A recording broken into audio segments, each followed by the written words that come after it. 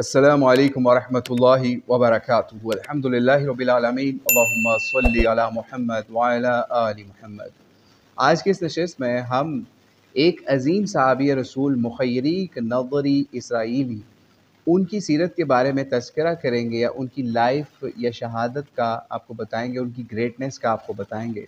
इमाम इब्न हजर ने अल-असाबा के अंदर इनका नाम मुखय्यरीक नज़री इसराइली बताया। इनका ताल्लुक़ बताया जाता है कबीला बनु नज़ीर से, यहूदियों का एक कबीला था। हुआ ये कि जिस वक्त नबी इस्लाम ने ग़ज़वा ओहद के लिए पुकारा कि हमें कुफ़ार का मुकाबला करना है, तो इनके कबीले तक भी इस चीज़ की खबर पहुंच गई। चूँकि ये यहूदियों में से थे, तो इन्होंने इस्लाम की दावत पर लब्बैक कहते हुए अपने कबीले को इकट्ठा किया और उनको दावत इस्लाम दी या फिर दावत जिहाद पेश की, और उन्हें कहा कि तुम जानते हो कि ये नबी जो हैं मोहम्मद अलैहिस्सलाम ये हक़ पर हैं, तो हमें इनकी मदद करनी चाहिए, इनके साथ मिल के जिहाद करना चाहिए।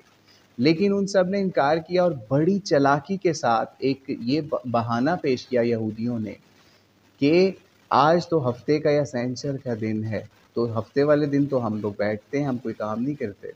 तो खैर इन्होंने उनको नेगेट किया और उनको फिर भी समझाया कि नहीं, हफ्ते का दिन नहीं है, इस तरह ना करो। लेकिन बहरहाल वो नहीं माने जब, तो आप अकेले ही अपनी सवारी पर निकले और मैदान ओहद में पहुँच कर नबी इस्लाम के पास पहुँचे और मुसलमानों की तरफ से जंग के अंदर शिरकत की।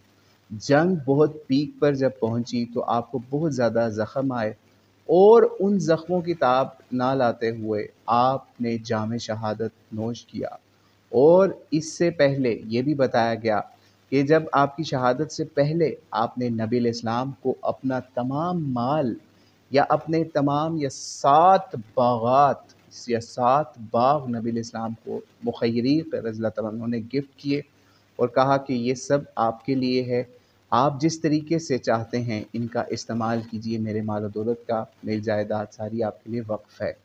जब ये काम हो गया तो उसके बाद ये समझ लीजिए फिर इनकी शहादत होती है। नबी इस्लाम ने इनको खैरुल यहूद भी करार दिया, जिसका ज़िक्र इमाम इब्न कसीर ने अल-बिदाया व नहाया किताब के अंदर भी किया है, जो तारीख़ की किताब है, जिसे तारीख़ इब्न कसीर के नाम से मारूफ़ है।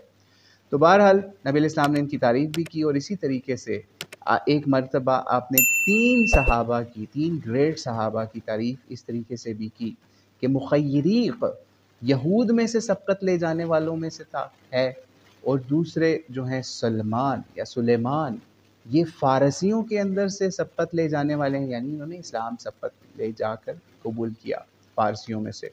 और इसी तरीके से हबशियों में से हज़रत बिलाल जो हैं उन्होंने इस्लाम कबूल किया, या सबकत ले जाने वालों में से हुए।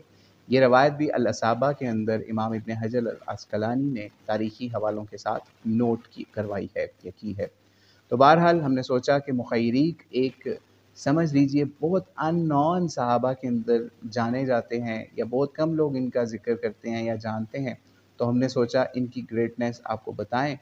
और आखिर के अंदर इनकी एक और इनके हवाले से नबी अलैहिस्सलाम की ग्रेटनेस बताकर इस बात को ख़त्म करते हैं कि जिस वक्त नबी अलैहिस्सलाम को इन्होंने अपना सारा माल या 7 बागात दे दिए, गिफ्ट कर दिए, और कहा जैसे मर्ज़ी आप इनको इस्तेमाल करें, तो हुआ ये कि नबी अलैहिस्सलाम की ग्रेटनेस यहाँ पर आप ये देख सकते हैं कि नबी अलैहिस्सलाम ने वो सारा माल या बागात जो हैं वो सदक़े के तौर पे वक्फ़ कर दिए।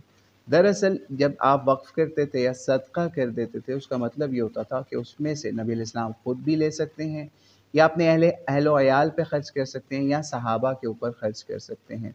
तो आप ये सोचिए कि नबी अलैहिस्सलाम ने उससे सिर्फ़ खुद इस्तिफ़ादा नहीं किया, बल्कि पूरी मुसलमान उम्मत को उस माल से इस्तिफ़ादा करवाया। तो अल्लाह की करोड़ों रहमतें हों हमारे नबी अलैहिस्सलाम के ऊपर और आपके तमाम सहाबा के ऊपर, और बिलख़ुसूस इस अज़ीम सहाबी रसूल शहीद मुखय्यरीक नज़री इसराइली रज़ियल्लाहु तआला अन्हु के ऊपर, कि इन्होंने किस तरीके से एक दिन के अंदर इस्लाम कबूल करके और जाम शहादत नोश किया, और इतनी बड़े दर्जे के ऊपर फ़ायज़ हुए कि आज हम इनको रज़ियल्लाहु तआला अन्हु पुकारते हैं। तो अल्लाह से दुआ है कि हमें सीरत सहाबा पढ़ने वाला, समझने वाला, अपने बच्चों को भी पढ़ाने वाला बनाए।